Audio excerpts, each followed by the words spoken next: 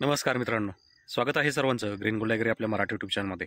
आणि आजच्या व्हिडिओमध्ये मी तुम्हाला सांगणार आहे की हरभरा पिकावर काय नियोजन करायचे, खास करून ताकंडीचं नियोजन, खत व्यवस्थापन, या सगळ्याच गोष्टी आज आपण या व्हिडिओमध्ये पाहणार आहोत.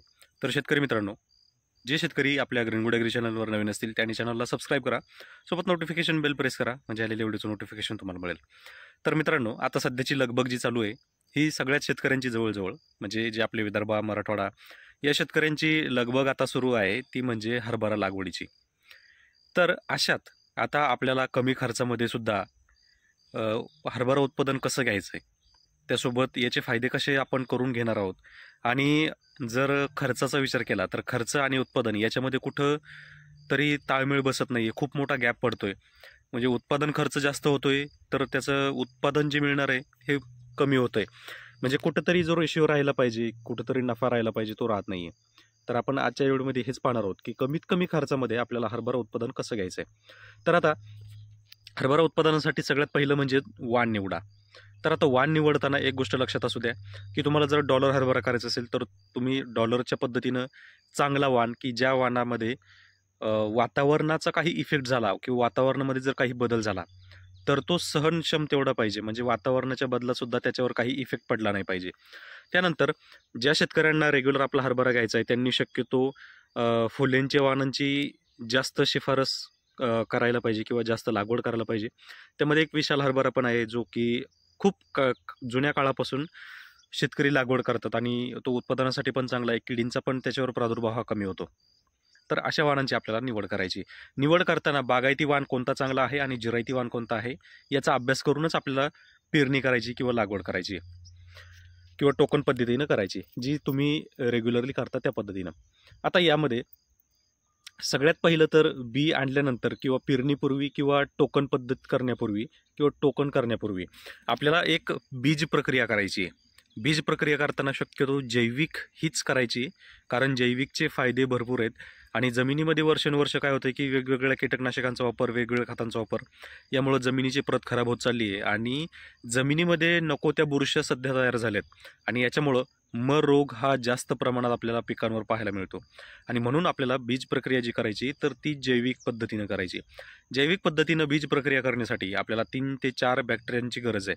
यामध्ये पहिला आहे रायझोबियम, दुसरा आहे PSB, तिसरा आहे ट्रायकोडर्मा आणि चौथा यामध्ये तुम्ही एकतर सुडोमोनास ॲड करू शकता किंवा याच्यामध्ये तुम्ही ॲझोस्पेरिलम घेऊ शकता किंवा ॲझोटोबॅक्टर घेऊ शकता, एखादा कोणताही नायट्रोजन फिक्सेशन बॅक्टेरिया याच्यामध्ये ॲड करू शकता, किंवा हे 3 जरी घेतले महत्त्वाचे तरी खूप आहे.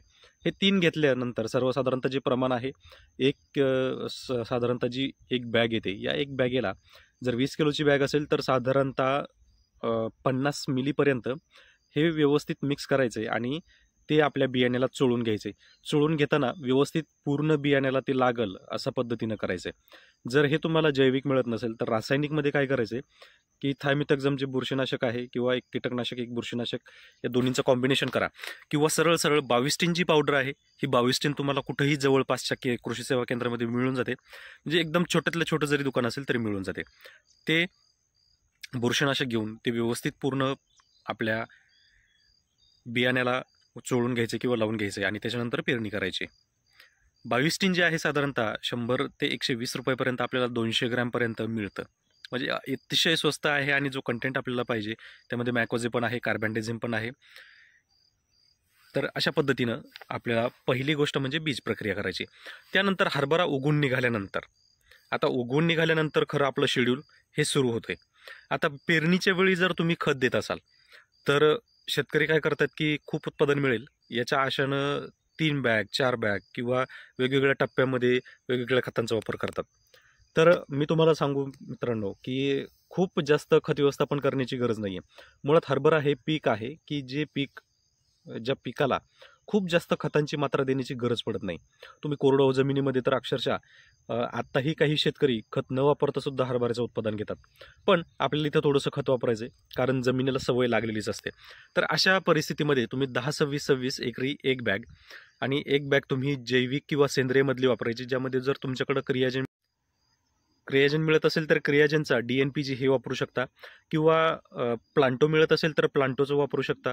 ग्रीन प्लॅनेट मिळत असेल तर ग्रीन प्लॅनेटचं वापरू शकता. पण 10-26-26 सोबत एक जोड आपल्याला ऑर्गॅनिकची द्यायची. याचं कारण असं की ऑर्गॅनिक हे लवकर लागू होतं आणि रासायनिकला थोडासा कालावधी लागतो. पण हे दोन ज्यावेळेस कॉम्बिनेशन करून आपल्या पिकाला एक चालना मिळते, तर या चालनेमध्ये आपल्या पिकाला चांगली ग्रोथ मिळते आणि परिणामी ग्रोथ चांगली मिळाली तर आपल्याला त्या ठिकाणी फुलं जास्त लागतील, त्यानंतर घाटी जास्त लागतील.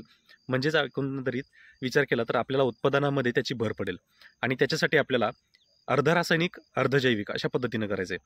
हा झाला आपला पेरणीचा डोस. याच्यानंतर तुम्ही जरी नाही टाकलं तरी हरकत नाही. पण आता याच्यानंतर आपल्याला काय करायचं आहे, तर आता याच्यानंतर असणार आहे आपली फक्त आणि फक्त फवारणी. आता बरेच शेतकरी साधारणतः घाट्यावर ज्यावेळेस अळी दिसते, हिरवी अळीसाठी एक स्प्रे, त्याच्यानंतर मोठी अळी दिसते कॅटरपिलर अळी, त्यासाठी एक स्प्रे, आणि जर आणखी काही दुसरं दिसायला लागलं, मर वगैरे दिसायला लागली तर आणखी परत स्प्रे. पण जे फवारणी मी तुम्हाला सांगणार आहे आता, तर या फवारण्या खूप महत्त्वाच्या आहेत आणि एकदम स्वस्त आहेत. तर आपल्याला काय करायचं आहे, तर वापर करायचा आहे हरभऱ्यासाठी ताकअंडीचा.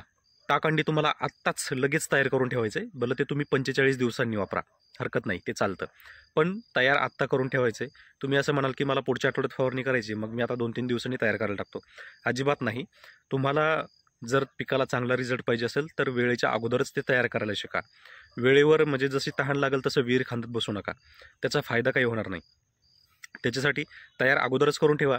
आणि साधारणतः हरभरा उगून निघाल्याच्या नंतर, हरभरा ज्यावेळेस साधारणतः 5 ते 6 इंचापर्यंत जाईल किंवा साधारणतः 20 दिवसाच्या आसपास जाईल, त्यावेळेस आपली पहिली फवारणी घ्यायची. पहिली फवारणी ताकअंडीचीच घ्यायची. 15 लिटरच्या पंपासाठी 200 मिली द्रावण घ्यायचं आहे आणि 20 लिटरच्या पंपासाठी 250 मिली द्रावण घ्यायचं आहे. या द्रावणामध्ये गुळ वगैरे ॲड करण्याची गरज नाही आहे, फक्त आणि फक्त ताकअंडी प्लेन घ्यायचं आहे. हा झाला आपला पहिला स्प्रे. दुसरा स्प्रे आपल्याला घ्यायचा साधारणतः 40 ते 45 दिवसाच्या कालावधीमध्ये. यामध्ये द्रावण जे आहे थोडंसं जुनं झालेलं पाहिजे, कारण तुम्हाला पहिल्या स्प्रेसाठी तुम्ही जे द्रावण वापरले त्यातलंच द्रावण हे शिल्लक पाहिजे, जे आपल्याला दुसऱ्या स्प्रेसाठी वापरायचं आहे. आणि या दुसऱ्या स्प्रेसाठी सुद्धा तेच प्रमाण असणार आहे, परंतु त्याचा जो परिणाम असणार आहे हा खूप वेगळा असणार आहे. आणि ते जे ताकअंडी जे तयार झालेलं असेल ते पहिल्या स्प्रेपेक्षाही चांगलं स्ट्रॉंग तयार झालेलं असेल. आणि 40 ते 45 दिवसामध्ये जी पण अळी आपल्या पिकाला लागलेली असेल, आपल्या पानाला खात असेल, त्यासोबत फुलोरा अवस्थेमध्ये येत असेल, त्यावेळेस खात असेल, तर त्यावेळेस ताकअंडी सगळ्यात जबरदस्त असं कीटकनाशक बनून त्यावर मारा करतं. सोबत बुरशीनाशक पण बनतं आणि हो, टॉनिकसुद्धा बनतं. म्हणजे तुम्हाला कीटकनाशक, बुरशीनाशक आणि टॉनिक या तीनही गोष्टी घेण्याची गरज नाही आहेत. त्यासोबत जर तुम्हाला मर जाणवलीच यदा कदाचित, कारण तुम्हाला मी सांगितलं की पहिली बीज प्रक्रिया करायची. बीज प्रक्रिया जे शेतकरी करणार नाही त्यांना मरीचा प्रॉब्लेम जो आहे हा जाणवणारच आहे आणि जाणवेलच. तर त्याच्यासाठी मर थोड्याफार प्रमाणात जाणवत असेल तर ट्रायकोडर्मा आणि सोडोमोनास ही बुरशी आपल्याला लगेच ड्रिंचिंग करायची. ड्रिंचिंग करायची म्हणजे एकतर पाट पाण्यातून सोडायचे. जर तुमच्याकडे पाट पाणी नसेल, कोरडवाहू जमिनीत असेल, तर पंपात भरायचं आहे, 200 लिटरचं बॅरल भरायचं आहे आणि मुळाला सोडत चालायचं आहे, कारण दुसरा पर्याय नाही आहे. मरसाठी एकतर पहिली गोष्ट तुम्ही बीज प्रक्रिया चांगली करा. तुमच्या ज्याने बीज प्रक्रिया होत नसेल तर मग मात्र ड्रिंचिंग ही करावी लागेल. तर ह्या ज्या गोष्टी आहेत या लक्षात घेत चला. आणि ताकअंडीचा जो वापर आहे हा घाटा म्हणजे जो हरभरा आहे हा प्रॉपर फुगवणपर्यंत किंवा तयार होईपर्यंत आपल्याला ताकअंडीचे स्प्रे करायचे. ते तुम्ही भले 15 दिवसाच्या अंतराने घ्या, 20 दिवसाच्या अंतराने घ्या, चालतंय. एखादा शेतकरी म्हणत असेल मी 15 दिवसाला घेतो, चालेल, काही हरकत नाही. तुम्हाला तेवढा वेळ मिळत असेल तर तुम्ही 100% त्याचा वापर करा.